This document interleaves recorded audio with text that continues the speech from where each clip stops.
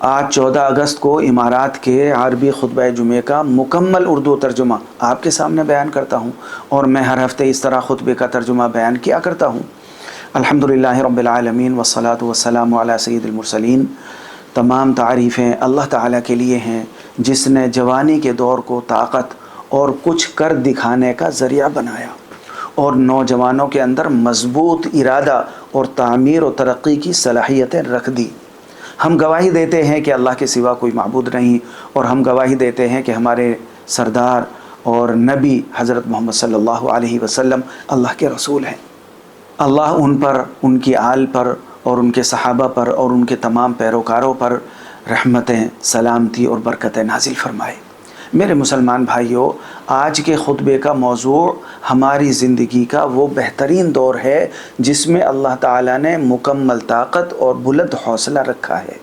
قرآن مجید میں اللہ تعالیٰ نے فرمایا ہے، وہ اللہ ہی ہے جس نے تمہیں کمزور پیدا کیا، پھر اس کمزوری کے بعد تمہیں طاقت یعنی جوانی عطا فرمائی۔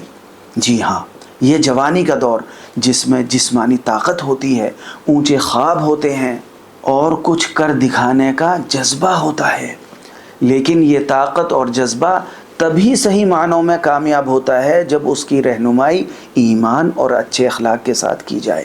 قرآن مجید نے ایسے نوجوانوں کی مثال بیان کی ہے جنہوں نے بلند حوصلے اور مضبوط ایمان کو ایک ساتھ جمع کر لیا تھا۔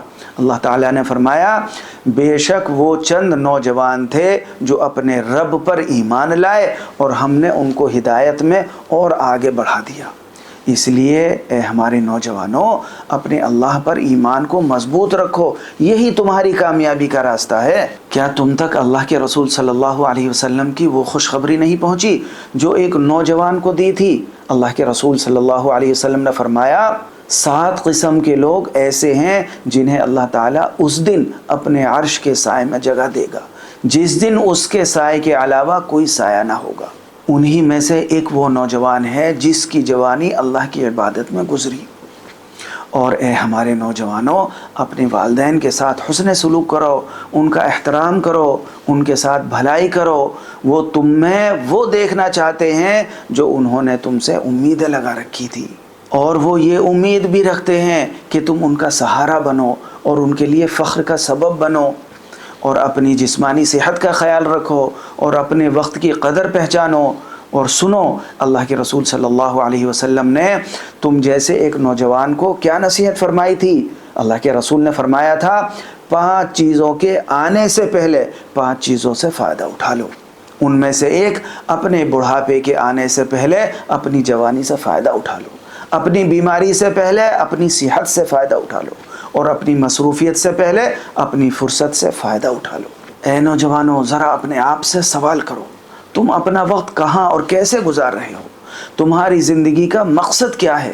اور تم اپنے ملک اور اپنی قوم کے لیے کیا کر رہے ہو؟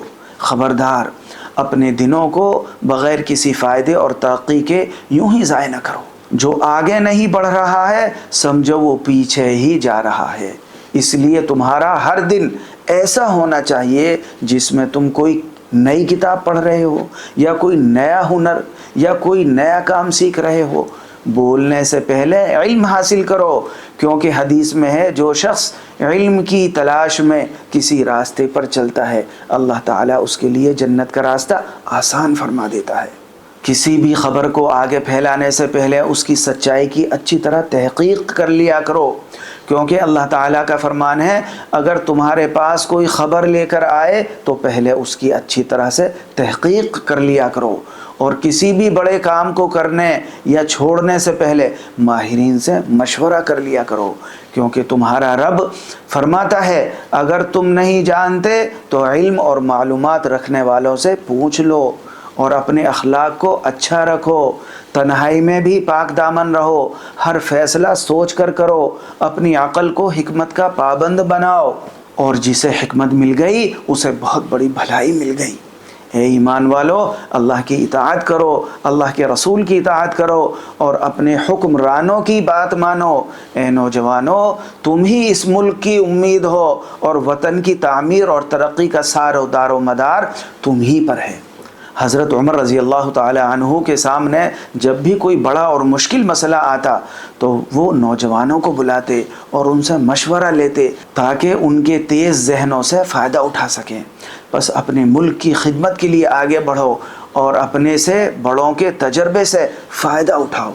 قائد اعظم بانی ریاست شیخ زائد، اللہ ان کی قبر کو نور سے منور کرے، ان کے قول کو اپنا شعار بناؤ۔ اے تعمیر کرنے والے نوجوانوں، آگے بڑھو اور پوری ہمت کے ساتھ کام میں لگ جاؤ اور بڑوں کی زندگی اور یادگار باتوں سے سبق حاصل کرو، ان کی حکمت سے، دور اندیشی سے سیکھو، انسانوں کی محبت کرنا سیکھو، اپنی صلاحیتوں کو سنوارنا سیکھو، تمام لوگوں سے مل جل کر رہنے کا سبق حاصل کر لو، اتحاد کے لیے ان کی کوششوں سے سبق لو اور ان کی سخاوت سے دوسروں کو فائدہ پہنچانے کا جذبہ لو۔ اللہ تعالیٰ کا فرمان ہے، اور نیکی اور تقوی کے کاموں میں ایک دوسرے کی مدد کرو۔ اے اللہ، ہمارے نبی حضرت محمد صلی اللہ علیہ وسلم پر اور ان کی آل پر اور تمام صحابہ پر رحمتیں، سلامتی اور برکتیں نازل فرما، اور حضرت ابو بکر، حضرت عمر، حضرت عثمان اور حضرت علی رضی اللہ عنہم سمیت تمام صحابہ سے راضی ہو جا۔ اے اللہ، ہمارے نوجوانوں کی حفاظت فرما اور انہیں ایمان اور تقوی، علم اور حکمت سے آراستہ فرما۔ اے اللہ، امارات کی ریاست کو ہمیشہ عزت، نصرت، امن اور خوشحالی عطا فرما۔ اے اللہ، صدر مملکت شیخ محمد بن زائد کی حفاظت فرما اور ان کی عمر اور کاموں میں برکت عطا فرما۔ اے اللہ، انہیں اور ان کے نائبین کو، امارات کے تمام حکمرانوں کو اور ولی عہد کو ان کاموں کی توفیق عطا فرما جن سے تو راضی اور خوش ہوتا ہے۔